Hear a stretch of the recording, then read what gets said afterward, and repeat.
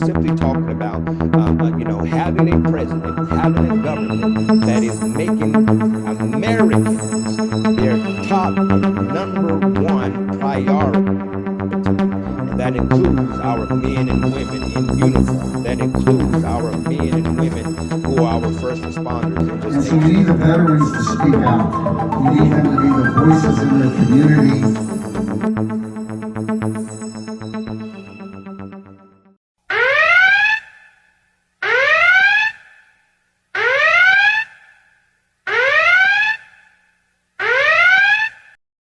Veterans for America First community. I'm excited to bring in Joshua Holm. He has founded the Steel Hope Foundation, and we as Veterans for America First are excited to partner with the Steel Hope Foundation to complete their veteran retreat program in Texas. I'm also excited to see Joshua Holm become our president of the chapter in Texas. We are Texas Strong. We are excited to be a part of that community and continue to see veterans keeping America great and Veterans for America First. This Iraq war veteran with just 2 fingers was doing 22 push-ups a day. Let's see you guys beat that one, huh? He has set the bar at a whole new level. Thank you guys. Encourage Joshua Holm as he's part of our community now. Today I have here with me 3 amazing veterans and a very heartwarming story that I would like to share.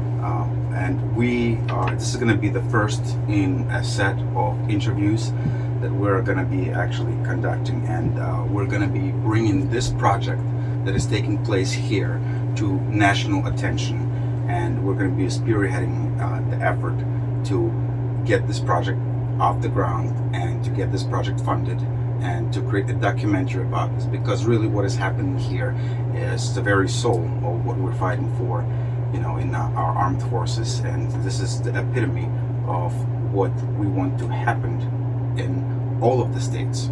Okay, so first I would like to introduce all of our fellow veterans. I'm here. Tim Warner, Tim 1st Warner. Marine Division. Perfect. Tim? Daniel Webb, 2nd Armored Cavalry Regiment out of Fort Pope. Joshua Holm, U.S. Army veteran, 4th Infantry Division, 1st Torn Iraq.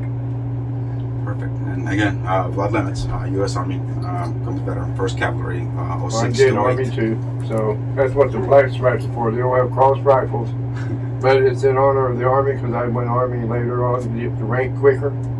I got E5 in less than a year, so I knew what I was doing when I got there because I was taught everything by the Marines. So I stand tall when I do something, and I stand tall for that man and that woman there. And this is actually what I wanted to talk with you guys about. So, and I appreciate what you have created here, but I wanted to ask you guys, because you are the veterans who benefited from this program that was created by this gentleman and Yes. his lovely wife. If it hadn't been for my son, and I was homeless at the time, I wouldn't have been here. But when I've gotten here, I brought every tool I've ever owned. I've given him over half of my tools, my table saws, my miter saws, anything the man needed, he has it, and it's free of charge. He gave me a home. I give him capability of making this place work and have the right tools to do it. I'm the only carpenter here. I do the woodwork. I do the old time framing around this house. How did you come across Josh and him, yeah. my son. Well, actually, that kind of feeds back into his story and my story, and me and Josh, like I told you, about a year ago, we started interacting with each other. Then you've had this virus going on. I think it was at that time, it was about 2 years that I'd won my disability, which I talked to you about, and kind of gave you a backstory on that. But strength and purpose, strength and heart, and when you can see that, then you're resonating with the same purpose. Yeah, like basically, someone reached out to me on behalf of Dan and said, hey, I got this veteran, I really could use some coaching or need some help, this, that, and the other, and they knew what I was building out here, but we didn't know exactly, what I'm saying, we knew what we were building, but we didn't know exactly who was going to be involved in it, this, that, and the other, and because of past things, we had someone on the property before, and they were not the right person, and things almost fell apart, in that sense, because we allowed so much, free reign to happen so quick because just trust was there. You know, being a veteran, our guard was down, and like you said, growing pains. You know, it's the first chapter of my first book, Growing Pains. And as you grow, you're gonna have struggle, and you're gonna have pain. But you know, that's where the strength comes. Without struggle, there's no strength. So I met Dan, and then something just said, reach out to Dan. And I kept in contact with him, you know, saying, and we just began to talk, and I'm coaching this, that, and the other. And then something said, just reach out to Dan. And I had no idea that, you know, at one time that he was staying a few days in a storage facility, you know what I'm saying, that he was renting and stuff. I didn't know that he was going to be, that he was homeless, and that his stepdad was, you know, being homeless as well. And we decided we could open the doors. We could open the doors to this The place. reason I came homeless is I lived in a hut then. I had a mishap with my manager. She didn't like it, so she evicted me. And I pulled in veterans resources, but with the viruses and everything going on, the free resources you would get as a Texas veteran, they were a day late and $1 short, even though I did all my due diligence. And after everything I had done and fighting for my own disability, you know, advocating for yourself is the aspect of understanding how it all works, you know. And we need to teach more veterans to do that. understanding your enemy is how you win the battle. Oh, And if you don't have the proper intel, then you're not going to win. Well, mine came up from the Marine Corps. I came home the first time. I only did a 2-year stint. My brother was already there, and you know the story of the Sullivan brothers in Welland Canal. All 5 of those sons were killed within 3 weeks. The family lost all their kids in 3 weeks or less. Well, I was in such a predicament, I didn't know where I was going to turn. And then when Danny told me this, and he told me what they were trying to do, I said, Danny, I'll donate all these tools. Somebody got a table saw I hadn't used for 3 years. I hadn't even put a tool bag on it since '02. And I got out of here and I went right to work on it. I did not hesitate. I'm a little slow. I move a little slow because I've got a lot of It's all due to age or disability. and today, what he wanted done, we did it, is because he wanted to make sure that y'all seen what you're going to see and you wanted to see. And I'll stand up any day. I've lost almost 23 pounds since I've been here. I was overweight. I was 180 something. I'm down to 140 You look something. good. Great exercise. You look good. You know, I'm 68 years old. This program embodies everything we talk about in our 4 pillars. You know, faith, housing, jobs, and wellness.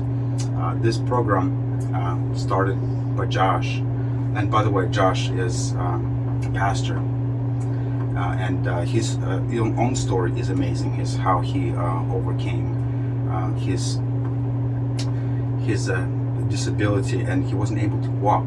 You know, after the incident in Iraq. So, with all of this, faith is what keeps this community going, and it faith not only in God but in one another as veterans. Then, as far as housing, we're able to reach out the hand and help our fellow brothers in arms to provide, you know, them housing, and in doing so, this creates, you know, wellness, not only internally but again It did physically. me. It helped me out tremendously, even though I'm slow. I get work done. I don't stop until I am done. I do most of the work by myself, but I do have assistance with these guys. They bring me lumber, nails, whatever I need. And my son, if I didn't have him, I've been a lost soul. I come back in '74. You knew how they treated us when we came back during that time. If nobody told you, welcome home. That's, you know what? That's what I admire about these guys. They got all that.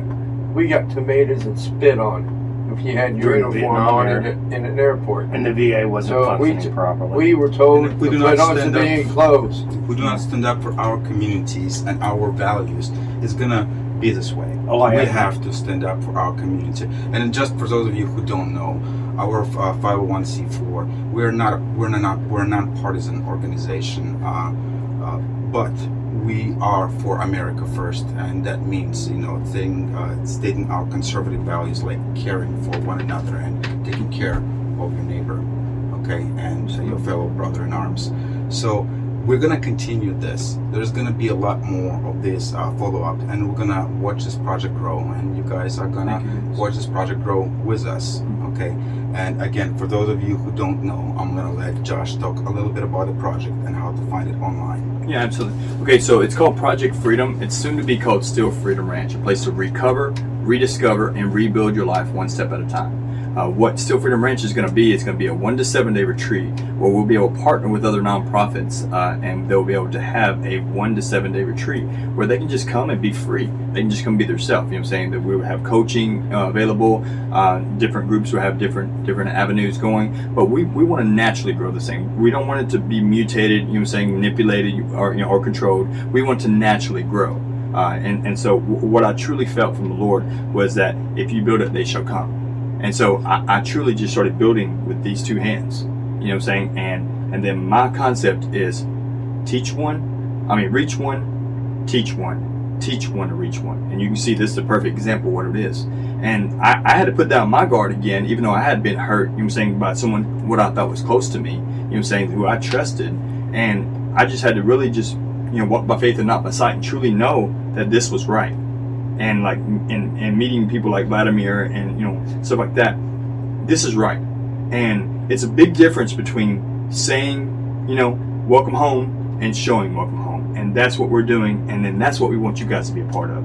Because the reason I wrote my first book with 2 fingers, I ended with 2 hands, and I can do push-ups on just two thumbs. The reason why I do that is because I can, because I care, and I'm committed to see a change. My wife said a long time ago, she said, baby, you got to find purpose through your pain. And she said, don't talk about it, be about it. And then one day you'll be able to talk about everything that you are about. So that's it. Absolutely. So, you can reach out to us at steelhope.org. That's steel like metal, STEELHOPE.org. Or you can check me out at themanofsteel.com. TheManofsteel.com. Thanks, guys.